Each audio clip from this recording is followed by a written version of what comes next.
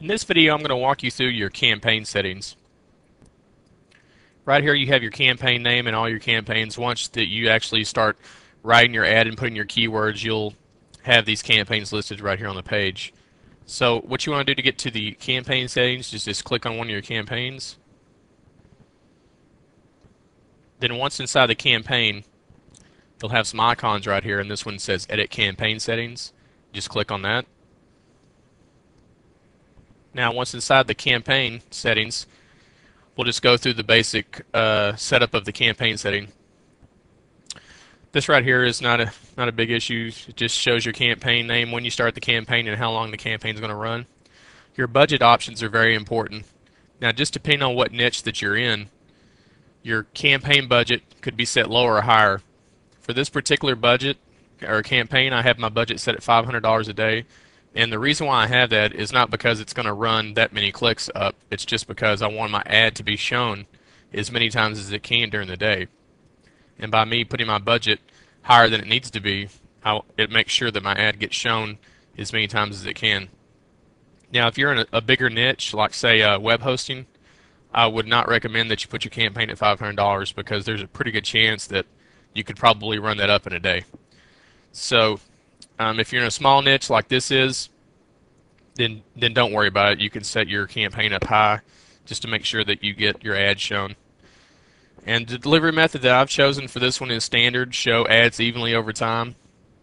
The accelerated, I don't know that I would do that, because if you're on a budget, say your budget's $25 a day, and you push accelerate, it'll show your ads, one right after the other as quickly as it can, and then possibly by the middle of the day, your ads are no longer showing.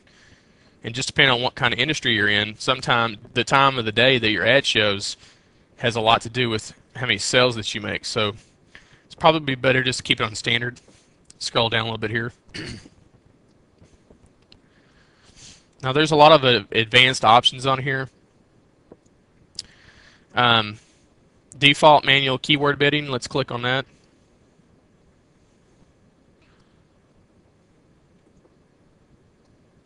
All right, you have two options on your bid management. You have the budget optimizer, which if you're just starting out, it's probably the easier of the two. It basically just lets you set a 30-day budget for your industry or whatever that you're selling. The default lets you set your own bids, and that's what I have mine set up because I want to set my own bids.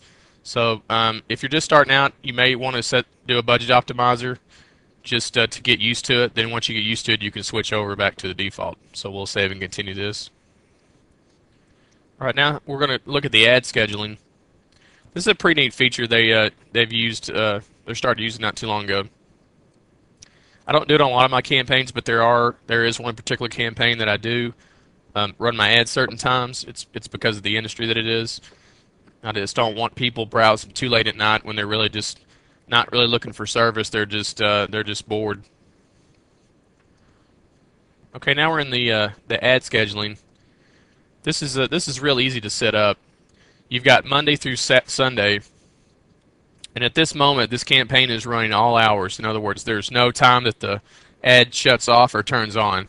So all you have to do to edit this, now it's on a 12-hour clock, which is just a normal clock. If you want military time, you can push here a 24-hour clock. But you just can go into one of the days starting Monday and just push edit. If you don't want your ads to run on Monday, you could just push this button right here. It would pause the ad for the whole day of Monday. And then right here, you just select the time period. So you can start the ad at any time in the morning or the evening that you want to. Now, let's just do 1 a.m. just for example. From 1 a.m., let's say, to 8 p.m. Now, for that period, your ad's only going to run from 1 a.m. to 8 p.m. You just push add. All right, now we have our Monday set. And you can see the times that it covers right here that you in the gray. So between all these times right here is when your ad's going to show. And then you just do the same thing. Just go through your Tuesday, Wednesday, Thursday, and Sunday. And then after you're finished, just push Save Changes. I'm going to go back in here and take this off because I don't want to do that with my ads. Second.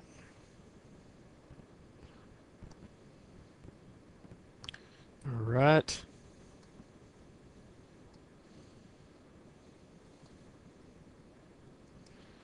I've got 12 minute, 12 midnight, then I'll just add that. Now we're back to normal. Then push save changes. All right, so that's how you do your ad scheduling. Now to position preference. Now I don't recommend using this. This is strictly up to you. The thing about position preference is Google can't guarantee that your ad's going to show in that position every time. And what the Google system does is when you do check that, it only shows your ad when it's in certain positions. Like if you want your ad to show in position number 4 on the Google search page, then it's going to bypass. So say your ad for that particular search showed at number 3, your ad wouldn't even show on the page. So I'm not sure that I would use that. Now in the ad serving, this is pretty important because in another video you're going to learn how to split test an ad, and you want to put it on rotate, show ads more evenly when you do that. Because when you optimize, what you're doing is you have 2 ads that you're split testing. Well, the better ad's going to be shown more. And what you want to find out is which one truly is the better ad. And to make sure that you know which one is the better ad, just put on rotate, show ads more evenly. That way it's just showing one ad and then the other ad. It's just skipping back and forth. Only do the optimize once you split test your ad enough times that you're pretty confident that the ad you have is the one you want to keep. Then you can put it on optimize and only show that ad. So we'll just put it on rotate, show ads more evenly.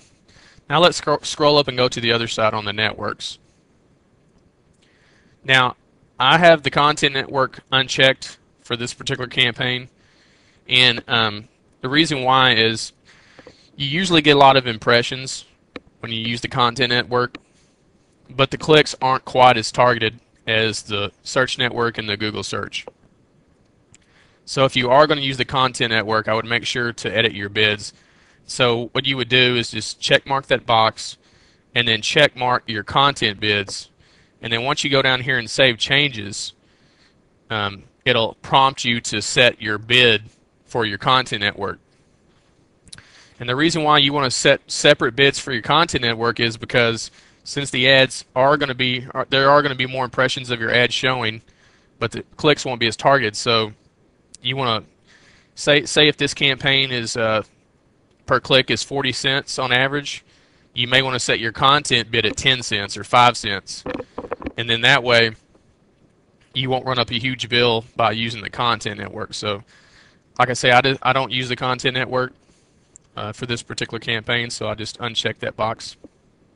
Okay, now your target audience. The product I'm selling on this particular campaign can be sold to anyone, so I don't really have any limitations. Now I just have on this particular one Australia and the United Kingdom.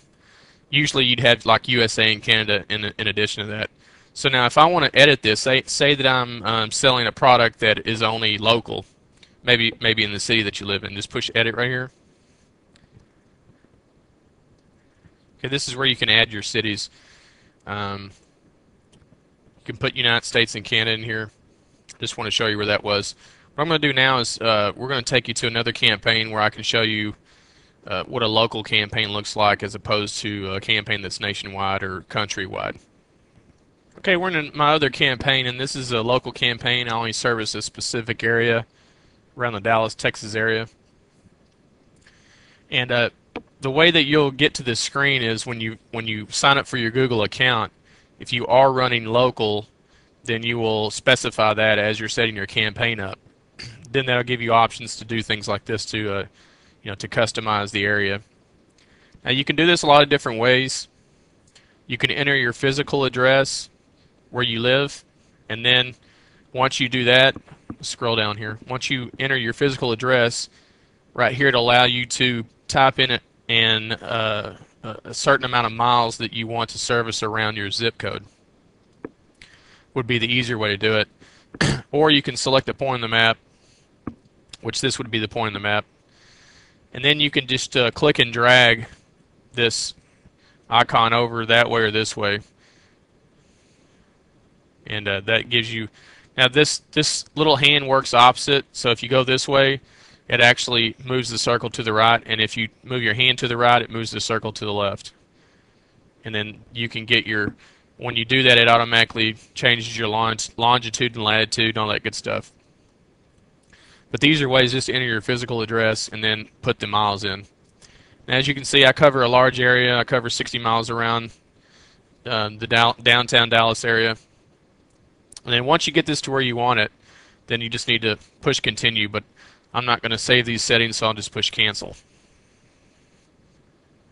Okay, now that's it for the campaign settings. We've pretty much gone through everything that you need to know to get your campaign set up properly. We're going to cover a lot more things in the other videos, so hope this helped you, and good luck.